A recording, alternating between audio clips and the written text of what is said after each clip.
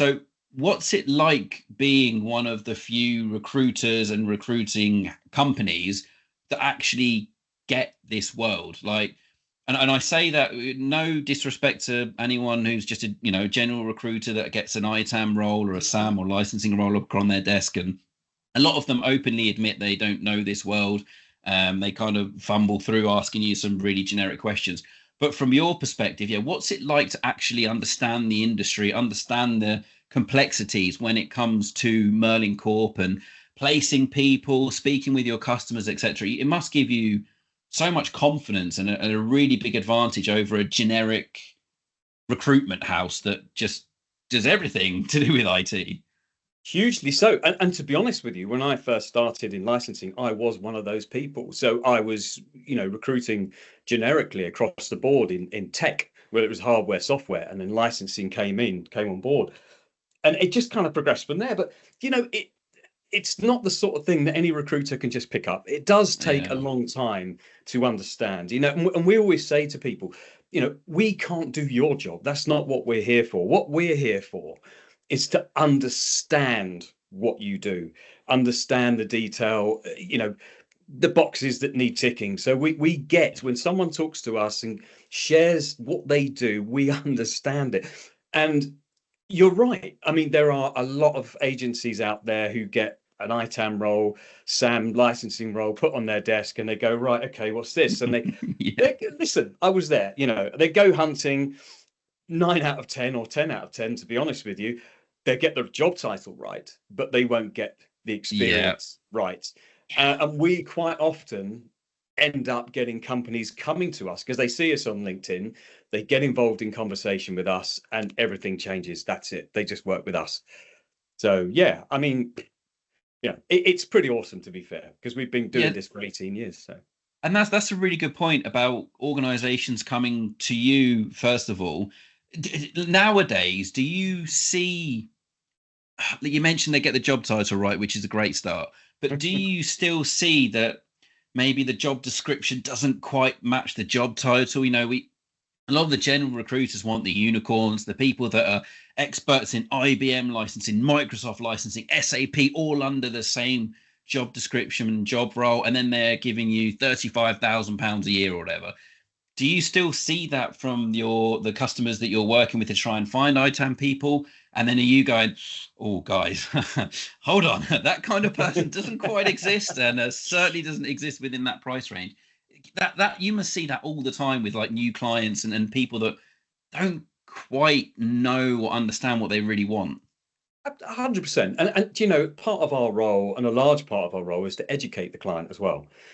Yeah. And I'd like to think we're in a good position to be able to do that, because of who we are, the brand we've got, the network we've got, and it's just the general understanding. So yeah, we all the time, David, all the time.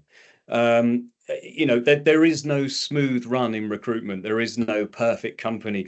There is no perfect job spec. There really isn't. The way to really get to the bottom of what somebody's looking for is to have that conversation. You cannot base this on a piece of paper. It's impossible. And I can say Yeah. that after 30 years in recruitment. So yeah, it's got to be done via conversation.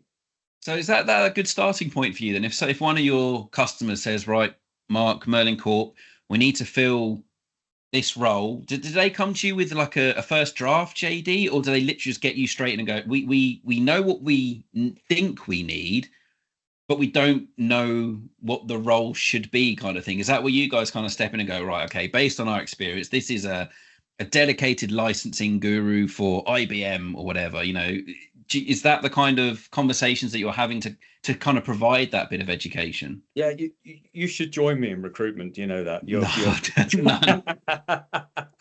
no, a I'm break, good, mate. join me. No. No, yeah, not all the time, but yeah, it does. It can work like that. It's you know, we throw out ideas to Yeah. hiring manager. A lot of the time, because evolution plays a massive part in anything. We know that. When I said when my first job, no computer, no Yeah. internet.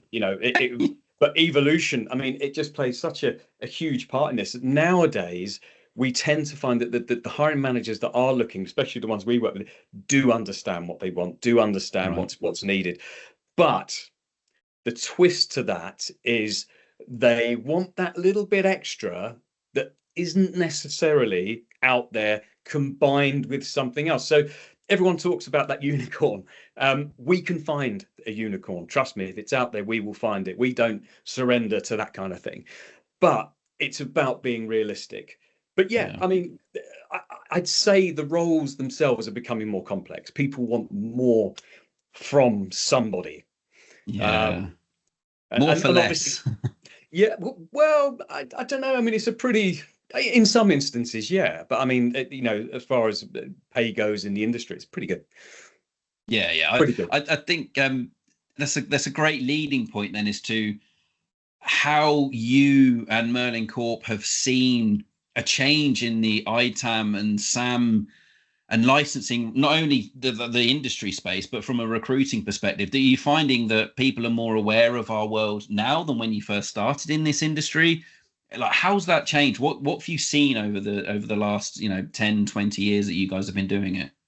Yeah, I mean, again, takes me back to working purely on licensing. You know, at the time, if someone had said to me, you know, after recruiting in licensing people for 2 years, someone said we need a SAM consultant, I would have turned around and said, well, who the hell's Sam? You know, it was things Nice. just yeah, things just kept creeping. Oh, I've had that from people, and it does make me chuckle. But but yeah, do you know, it is about evolution, and it has changed, it has progressed, and I still I think people are a lot more aware from, you know, business side of things, how important the sheer importance of having all of the ITAM, SAM, and everything set up, and having good people in place to manage it and execute it. You know, but it's still a huge market. There's still a lot of opportunity out there as well.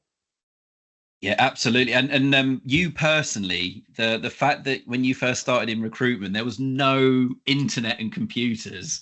Like how like you personally and recruiting practices, how on that change is mad. Like I just can't I don't understand like how before computers and the World Wide Web, like how were you finding like just finding people? Was it paper do, CVs? Like what happened? do you know? I'll be honest with you. I think most companies then had a computer of sorts.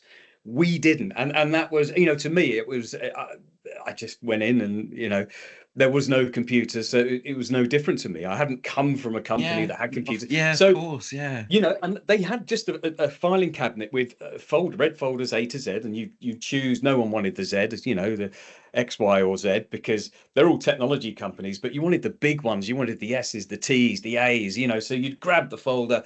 All the information's there. It was just, it's like an online database, but just with handwriting, and you know, and you just pick up the phone. You know, it's Wow. yeah. I mean, my job after that, there was a computer, thankfully. Yeah, yeah. But I spent more time trying to work out what the computer than actually doing the job itself, because that was a big That's learning curve, you know. yeah, I bet. That's crazy. So back in the day, how many phone calls would you make a day compared to now then? Oh, I mean, things progress. I mean, when you first start in any kind of, especially recruitment, I'll refer to that because that's my area of expertise. You always start out with those cold calls. I mean, we were making 40, 50 a day. If you'd if you come across and you manage to get opportunities on, that would be slightly less, because then you'd have to start working on those opportunities and Yeah. understanding how you're going to move forward with those. So, but yeah, nowadays the cold calling's just gone out the window. I mean, it's just not done. I think it's all reputation, word of mouth. Yeah.